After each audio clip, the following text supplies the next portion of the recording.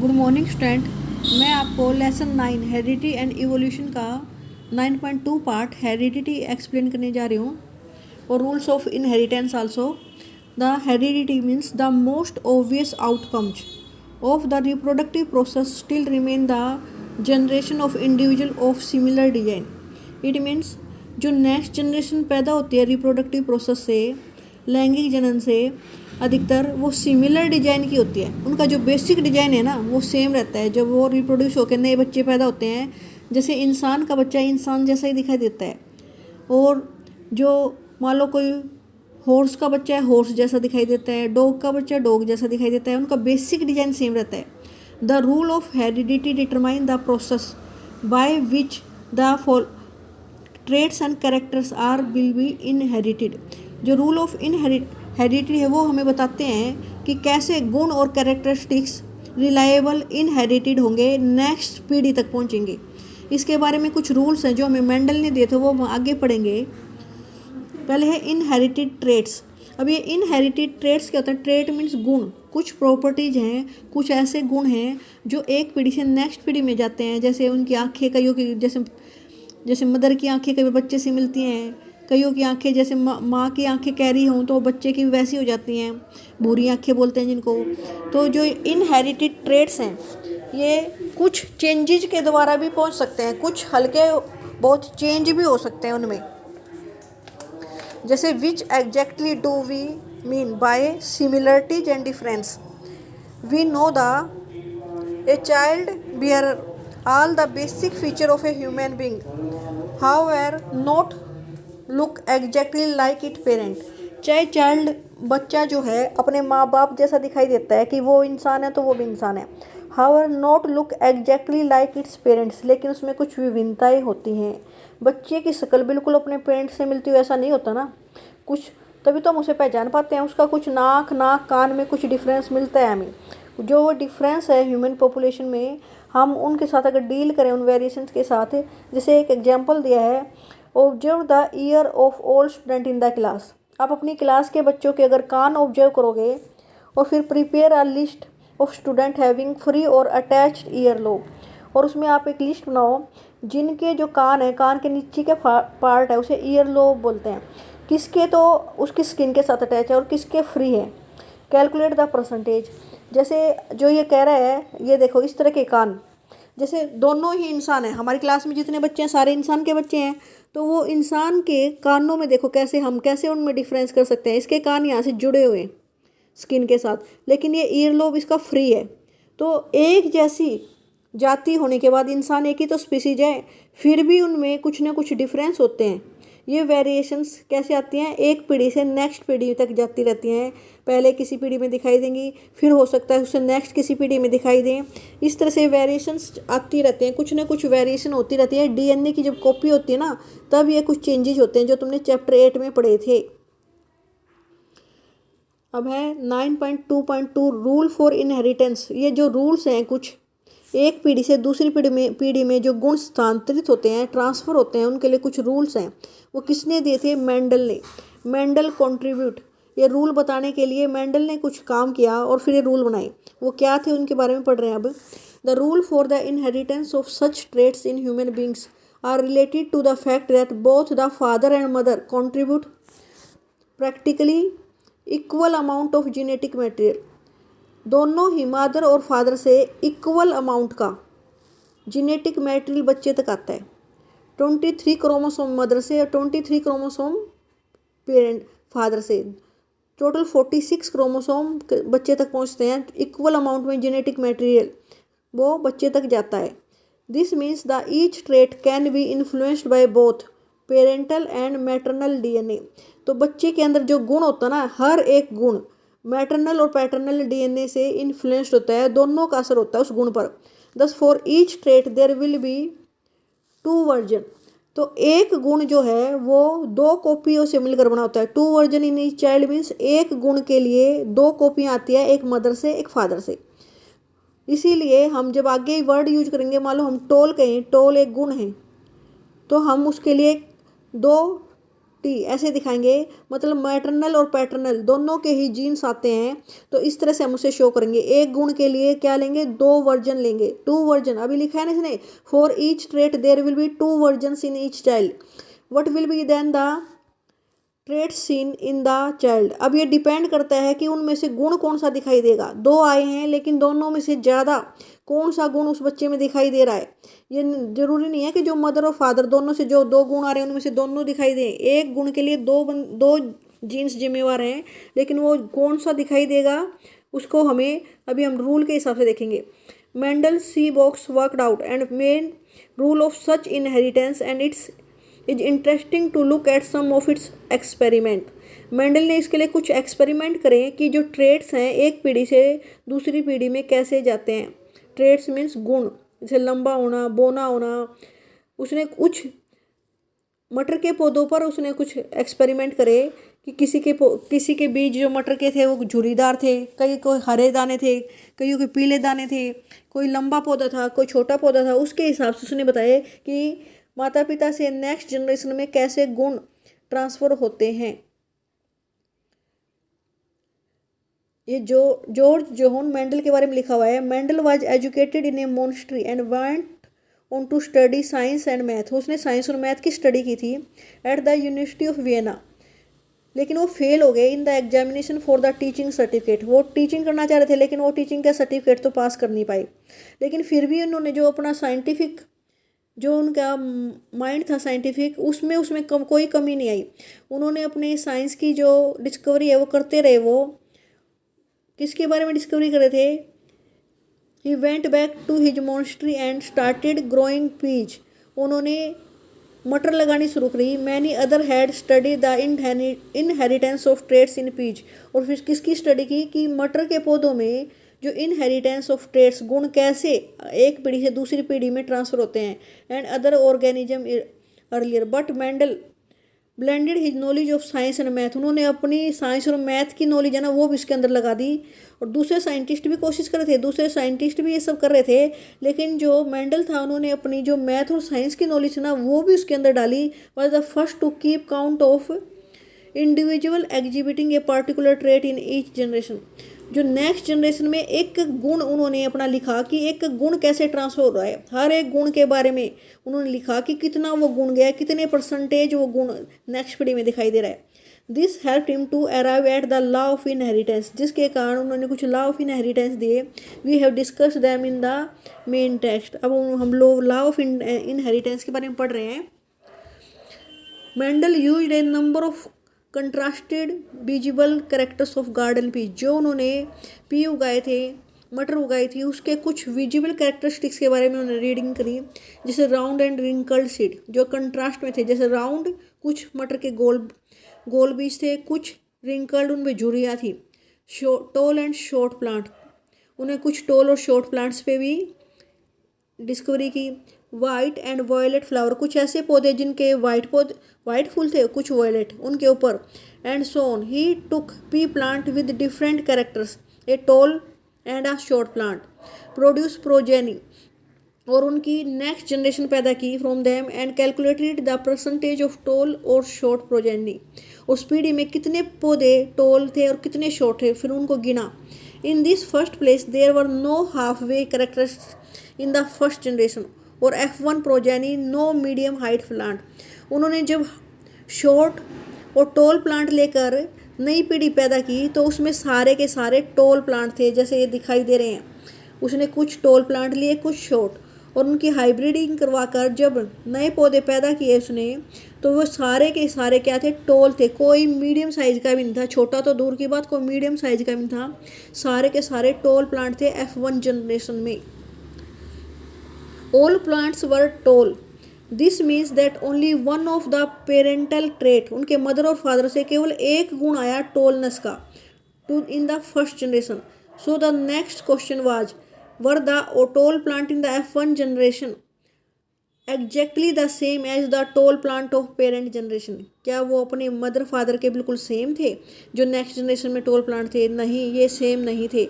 मेंडलिन experiment test this by getting both the parental plant and these F1 tall plants are reproduce. उसका answer उसे कैसे मिला, जो F1 generation के पौधे थे उनके बीच में उसने फिर क्रॉसिंग करवाई और उस सेल्फ पोलिनेशन से उसने F2 जनरेशन प्राप्त की। जो F2 जनरेशन जो उसने प्राप्त की, the progeny of parental plants are of course are not same. उसने दो सारे टोल प्लांट लिए अब की बार, कहाँ से, F1 जनरेशन वाले, और उनसे सेकंड जनरेशन पैदा की F2। Progeny of F1 tall plants are not at all tall. वे सारे टोल नहीं थे जो F1 में थे, देखने में टोल थे लेकिन उसमें कुछ गुण छोटे पौधों के भी आए हुए थे। इंस्टेड F2 जनरेशन में फिर क्या हुआ, 1/4 ऑफ देम, उनमें से 1/3 भाग, उनका 1/4 भाग कैसे थे, शॉर्ट पौधे आए और बाकी 75% टोल पौधे आए। Thus 2 copies of the traits are inherited in each sexual reproduction। इससे ये पता चला कि जब कोई भी गुण जाता है ना नेक्स्ट पीढ़ी में तो उसकी 2 कॉपी जाती हैं। 2 copies of traits are inherited in each sexually reproduction organism। These two may be identical। वे दोनों एक जैसी भी हो सकती हैं और may be different depending on the percentage। A pattern of the inheritance can be worked out with this assumption as shown। अब हम इसको समझ रहे हैं कि उसने टोल और शॉर्ट पौधे लिए, टोल और शॉर्ट, प्योर टोल और प्योर शॉर्ट का क्या मतलब है, जब उसने प्योर टोल लिया तो कैपिटल T से दिखा रहे हैं हम, एक गुण को 2 जीन्स से दिखाएंगे, टोल शॉर्ट। ये जो स्मॉल t है ये प्योर शॉर्ट को दिखा रहा है। फिर इनमें जब क्रॉसिंग करवाई तो जो एक टोल है ये आपस में क्रॉस करके बनाएगा TT। एक कैपिटल जो T है वो क्या दिखाएगा, टोलनेस को, और ये सेकंड वाला भी इससे कर गया, क्या बन गया, TT। फर्स्ट वाले ने इस वाले से जब क्रॉसिंग की तो क्या बनेगा, TT। सेकंड वाले ने जब इस वाले से क्रॉसिंग की तो क्या बनेगा, TT। तो सारे पौधे TT के रूप में आ रहे हैं, लेकिन आप देखो पहले तो ये इस रूप में थे TT कैपिटल T और बाद में स्मॉल TT, लेकिन नेक्स्ट जो हमारे पास फर्स्ट जनरेशन आ रही है उसमें कैपिटल T और स्मॉल t दोनों मिक्स होके आ रहे हैं। ये सारे पौधे देखने में हमें टोल लग रहे हैं, लेकिन इसमें जो छोटा t भी दिख रहा है ना, जो छोटा d है ये गुण दिखाई नहीं दे रहा शॉर्टनेस का, लेकिन आ रहा है। जो F1 जनरेशन में है, F1 जनरेशन में सारे पौधे टोल मिले, लेकिन ये जो स्मॉल t है ना ये दबा हुआ गुण है जो आ तो रहा है लेकिन दिखाई देगा F2 जनरेशन में। जो कैपिटल T है इसे डोमिनेटिंग जीन बोलते हैं। डोमिनेट मीन्स ऐसा गुण जो दूसरे पे डोमिनेट कर दे, कि कैसा जीव दिखाई देगा, वो ऑर्गेनिज्म कैसा दिखाई देगा। Dominant traits are those trait which tell the whether the organism which, कोई भी जो ऑर्गेनिज्म है हमें दिखाई कैसा देगा, जो ऐसा डोमिनेट करे। डोमिनेटिंग ट्रेट्स क्या होते हैं, जो ये बताएगा कि जो जीव पैदा हो रहा है वो कैसा होगा, तो उसको हम कैपिटल T से दिखाएंगे। डोमिनेटिंग ट्रेट्स को किससे दिखाएंगे, कैपिटल T या कैपिटल लेटर से दिखाएंगे। मान लो हमने W लिया वॉयलेट के लिए तो हम कैपिटल W वर्ड यूज करेंगे। जो कैपिटल लेटर है हम जो यूज करेंगे वो डोमिनेटिंग के लिए कैपिटल लेटर यूज करेंगे इंग्लिश के, और जो स्मॉल लेटर होंगे वो रेसेसिव ट्रेट वे होते हैं जो दिखाई नहीं देते, एक जनरेशन से नेक्स्ट जनरेशन में पहुंचेंगे लेकिन दिखाई नहीं देंगे।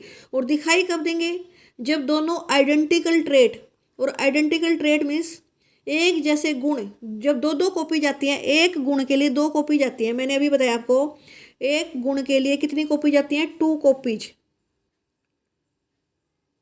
लिखा है ना इसने, 2 copies of the traits are inherited. एक गुण के लिए 2 कॉपी जाती हैं, दोनों अगर सेम होंगी तो हमें वो रेसेसिव जीन जो हमें बता रही हूँ मैं आपको अप्रभावी लक्षण है वो तभी दिखाई देगा जब वो दोनों आइडेंटिकल होंगे। और जो डोमिनेटिंग ट्रेट होगा, डोमिनेटिंग ट्रेट मीन्स ऐसा गुण जो ये बताएगा कि ऑर्गेनिज्म हमें कैसा दिखाई देगा, तो वो अगर सिंगल कॉपी भी उसकी पहुंच गई तो भी हमें वो ऐसा ही गुण दिखाई देगा। कैपिटल जो लेटर होंगे उनसे दिखाई दे, हम उनसे शो करेंगे डोमिनेटिंग जीन्स को। डोमिनेटिंग मीन्स जो दिखाई दें। अब कैसे डोमिनेटिंग मीन्स उसको कैपिटल लेटर से कैसे दिखाएंगे, जैसे हमने कैपिटल T दिखाया तो सारे टोल पौधे होंगे वे। जब हम कैपिटल T और स्मॉल t दिखाएंगे तो भी वो टोल पौधे होंगे, लेकिन उसमें एक ही जो स्मॉल t आया हुआ है ना ये कैसा है, रेसेसिव ट्रेट मीन्स ऐसे जीन्स जो केवल अपने आप को शो कर सकते हैं, किसी दूसरे ऑर्गेनिज्म में उस गुण को दिखाई दे सकते हैं अगर वो आइडेंटिकल एक जैसे आ जाए। मान लो दोनों स्मॉल टी आ जाते हैं ना, तो कैसे पौधे हो जाते हैं? ड्वार्फ मीन्स बोने पौधे होते हैं। फिर वे दोनों स्मॉल टी एक साथ आ जाएं तो वे पौधे बोने छोटे होंगे, और दोनों कैपिटल टी आ जाए तो वो पौधे कैसे होंगे? टोल होंगे। और एक बड़ा और एक छोटा, ये वाले गुण आ जाए तो भी वो टोल पौधे होंगे। बड़े मीन्स टी डोमिनेट कर रहा है, टी ऐसा गुण है जो दिखाई देता है, और स्मॉल टी जो है दिखाई नहीं देता। लेकिन अगर वो एक जैसे आ जाए दोनों टी एक मदर से एक फादर से, दोनों स्मॉल टी आ गए तो वे सारे बोने पौधे होंगे और वो गुण दिखाई देंगे, बोनापन में दिखाई देगा। इट मीन्स ये रेसेसिव जीन्स हैं। रेसेसिव जीन वे होते हैं जो केवल आइडेंटिकल एक जैसी कॉपी अगर उनकी आएगी तो हमें वो गुण दिखाई देता है। अब मैंने तुम्हें F1 जनरेशन के बारे में बताया था, उसमें सारे पौधे कैसे आए थे? टी। जब इनमें क्रॉसिंग करवाई उसने, फिर इनमें से पौधे लिए और उनमें क्रॉसिंग करवाई, तो उसे किस तरह से क्रॉसिंग मिली? मान लो इसकी करवाई तो कैसा पौधा मिला उसे? T pure toll. इसी पौधे की फिर दूसरे के साथ क्रॉसिंग करवाई तो क्या मिलेगा? टी ये भी टोल हो गया, लेकिन ये प्योर नहीं है, दोनों कैपिटल टी नहीं है। थर्ड वाले इसके साथ क्रॉसिंग करवाएगी तो क्या बनेगा? टी ये भी टोल पौधा है। जब इसके साथ क्रॉसिंग होगी तो क्या मिलेगा? दोनों स्मॉल टी। अब देखो 3 पौधे तो उसे टोल मिले, 3 रेशो क्या हुई इनकी? 3:1। एक उसे छोटा पौधा मिला, एक उसे बोना पौधा मिला, और 3 भाग उसे। ये 3:1 का मतलब ये नहीं कि एक पौधा रेशो। मान लो हम 100 पौधे लें तो उसमें से 100 में से 1% मीन्स 25 पौधे कैसे होंगे? 3:1 का मतलब है 25 पौधे तो बोने और 75 पौधे कैसे हो गए? टोल। जब हम परसेंटेज निकालते हैं 3:1 तो कैसे निकालते हैं? 3:1 मीन्स 3 कैसे करेंगे? इन दोनों को ऐड करेंगे, 3/4। मैथ में पढ़ा होगा ना, मल्टीप्लाई बाय 100। तो कितने परसेंट हो गए ये? 75%। तो 75% उसे टोल पौधे मिले जब उसने F2 जनरेशन प्राप्त की। किससे? F1 जनरेशन से। और जो 1% वर्ड है, 1/4 मल्टीप्लाई 100 करोगे तो कितने पौधे? कितने जो है? 25। तो 25% उसे पौधे जो मिले बोने मिले। ये नहीं है उसने केवल ये दो दिखा रखे थे, आप ये सोचो कि ये 2 ही पौधे हैं। उसने बहुत सारे पौधे लिए थे और उनको जब क्रॉसिंग करवाया तो उसका जो 75% भाग है वो टोल बड़े पौधों का आया, और जो 25% भाग आया वो छोटे पौधों का आया। मान लो उसने 1000 पौधे लिए, 1000 पौधों में से 225 तो कैसे हो गए? छोटे, और बाकी 775 कैसे हो गए? बड़े। इस तरह से आपने देखना है कि उसका 75% बड़े और उसका जो 25% है वो छोटे पौधे ऐसे आए। F1 जनरेशन में कैसे आए? सारे बड़े। फिर जब F1 जनरेशन की सेल्फ पॉलिनेशन करवाई तो 75% पौधे बड़े और 25% छोटे। ये वाला क्वेश्चन पेपर में कई बार आ जाता है, इसलिए इसको मैं इतनी बार बता रही हूँ आपको कि कुछ ऐसे करके दे देते हैं, कोई पौधा दे दिया, कोई और दे दिया कि इसकी कौन सा ट्रेट डोमिनेट कर रहा है। इसमें टोलनेस डोमिनेट कर रही है क्योंकि सारे टोल आ रहे हैं पौधे। F1 जनरेशन में टोलनेस डोमिनेट कर रही है, उसके ऊपर प्रभावी दिख रही है। किस पर? बोनेपन पर। और F2 जनरेशन में 3 भाग हैं, ये परसेंटेज है 75% और 25%। 100% अगर हम टोटल माने तो 75% बड़े और 25% छोटे। तो इसमें भी टोलनेस ही ज़्यादा प्रभावी है। लेकिन आ रही है बोनापन भी। देखो वो गुण मरा नहीं है। ये नहीं है कि उसमें कोई, जैसे इसका आप देखो टी और स्मॉल टी है, लेकिन जब उसके पेरेंट्स थे वो कैपिटल टी और स्मॉल टी वाले थे। तो ये जो बोनापन है ये वाला गुण आ रहा है नेक्स्ट पीढ़ी में, और दिखाई कब दे रहा है? उससे नेक्स्ट पीढ़ी में दिखाई दे रहा है। इट मीन्स कई गुण छुपे रहते हैं, उन्हें रेसेसिव बोलते हैं, और कभी कभी वो दिखाई देंगे जब वो सेम आइडेंटिकल कॉपी लेके आएंगे।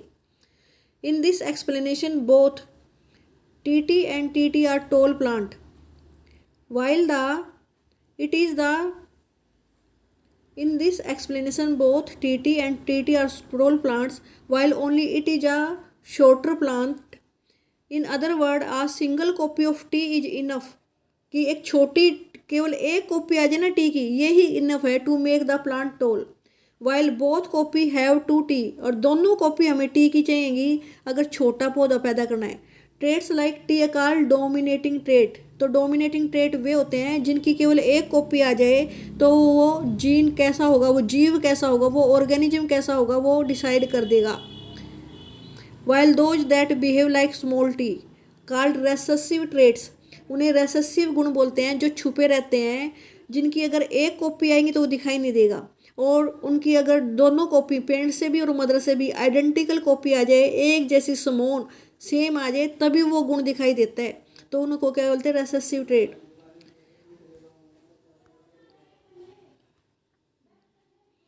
What happens when pea plants showing two different characters, अगर ये जो पी प्लांट्स हैं अगर दो डिफरेंट कैरेक्टर्स दिखाएं rather than just one, are breed with each other, और उनको हम ब्रीडिंग करवाए, what do the progeny of tall plant with the, उसने उसके लिए अब दो गुण ले लिए पौधों के कि toll plant with round seed, ऐसे पौधे जिनके बीज राउंड हो, short plant with wrinkled seed, दो दो गुण ले लिए, पौधे छोटे भी हैं और उनके जो बीज हैं मटर में रिंकल्ड हैं। They are all tall and have round seed, तो पहली जो प्रोजेंसी आई उसमें क्या है, सारे tall and round seed, tallness and round seed are thus the dominate, इसमें जो टोलनेस हैं और राउंड सीड्स हैं वो डोमिनेट कर रहे हैं दूसरों पर। But what happen when then F1 progeny, जो फिर उसने ये F1 प्रोजेंसी कैसे आई, सारे टोल और राउंड, मतलब पौधे टोल थे और उनके जो बीज थे राउंड थे, उस F1 प्रोजेंसी में फिर उसने सेल्फ क्रॉसिंग कराई, सेल्फ पोलिनेशन करवाई, तो F2 प्रोजेंसी बाय सेल्फ पोलिनेशन से जो उसने प्राप्त की, उसमें उसे क्या मिले, कुछ पौधे मिले जो टोल थे, राउंड सीड थे, सम और कुछ some will short plant with wrinkled seed, कुछ मिले जो शॉर्ट थे और रिंकल्ड सीड थे। How are there also be some F2 progeny that show new mixture, और उनमें कुछ मिक्सचर भी था। Some of them will be tall, कुछ उनमें टोल थे लेकिन उनके बीज राउंड नहीं होकर रिंकल्ड थे। While other will be short, कुछ शॉर्ट पौधे थे और उनके बीज पर राउंड थे। इस तरह से कुछ मिक्सचर पौधे भी मिले। इस तरह से टोलनेस और शॉर्टनेस एंड रिंकल्ड सीड और round seed are independently inherited, मतलब ये जो गुण हैं किसी पे डिपेंड नहीं करते, नेक्स्ट जनरेशन तक पहुंचते हैं। ये नहीं सोच सकते कि ये अगर डोमिनेट कर रहा है तो केवल ये ही गुण जाएगा, कुछ छुपे हुए गुण भी नेक्स्ट पीढ़ी तक जाते रहते हैं, लेकिन दिखाई कब देंगे, जब वो आइडेंटिकल होंगे, दोनों एक जैसे गुण जाएंगे तो ही वे दिखाई देते हैं। ओके स्टूडेंट, आज हम यहाँ तक ही पढ़ेंगे, आप इसको अच्छी तरह से रीड कर लेना तभी आपको समझ आएगा। ये साइड में इनकी पिक्चर्स भी शो कर रखी है कि कैसे राउंड और ग्रीन से उन्हें क्या मिला, और इनको भी अच्छी तरह से आप रीड कर लेना। जैसे जो ये मैं सेकंड बताया था आपने, जो मैंने अभी आपको समझाया है उसके बारे में है ये, आप इसको रीड कर लेना अच्छी तरह से।